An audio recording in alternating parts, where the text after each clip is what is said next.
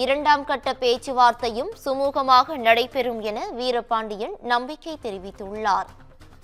சென்னை அண்ணா அறிவாலயத்தில் திமுகவுடன் இந்திய கம்யூனிஸ்ட் கட்சி தொகுதி பங்கீடு தொடர்பாக பேச்சுவார்த்தை நடத்தியது. இந்த நிலையில் பேச்சுவார்த்தை சுமூகமாக நடந்து முடிந்துள்ளதாக தெரிவிக்கப்பட்டுள்ளது. இந்திய கம்யூனிஸ்ட் சார்பில் வீரபாண்டியன், முத்தரசன், பழனிசாமி, சுப்பராயன் ஆகியோர் இந்த பேச்சுவார்த்தையில் ஈடுபட்டுள்ளனர். திமுக சார்பில் KN நேரு, ராசா, திருச்சி சிவா, ஏவா வேலு ஆகியோர் இந்திய கம்யூனிஸ்ட் கட்சியுடன் பேச்சுவார்த்தை நடத்தினர்.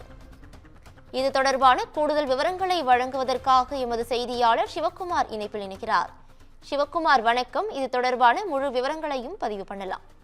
நடைபெறவுள்ள தமிழக சட்டமன்ற தேர்தலில் இன்னும் ஏப்ரல் மாத இறுதியில் அந்த தேர்தல் நடைபெற இருக்குது. ஏன்னா மே மாதம் புதிதாக ஆட்சி பதவி ஏற்கணும் அப்படிங்கிற கணக்கா ஒரு இதனால ஏப்ரல் மாத இறுதியில் அந்த தேர்தலில் இருக்கும் அப்படின்னு சொல்லி எதிர்பார்க்கப்படுது. இதனை அடுத்து பார்த்தீங்கன்னா பல்வேறு கட்சிகள் தங்களோட கூட்டணி கட்சிகளோட பேச்சுவார்த்தைகளை துவங்கி அதன் அடிப்படையில் தேர்தலை சந்திக்க தயாராகிட்டு இருக்குது.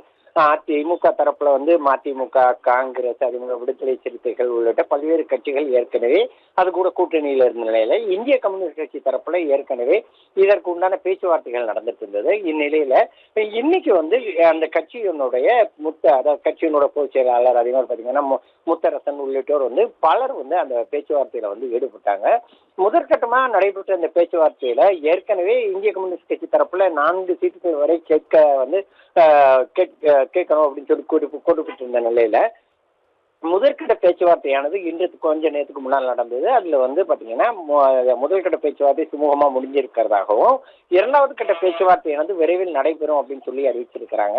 இதன் மூலம் திமுக கூட உள்ள கூட்டணியில இந்திய கம்யூனிஸ்ட் கட்சி ஒன்னா இருக்கிறது அப்படிங்கிறது ஏறத்தாழ உறுதியாயிருக்குது.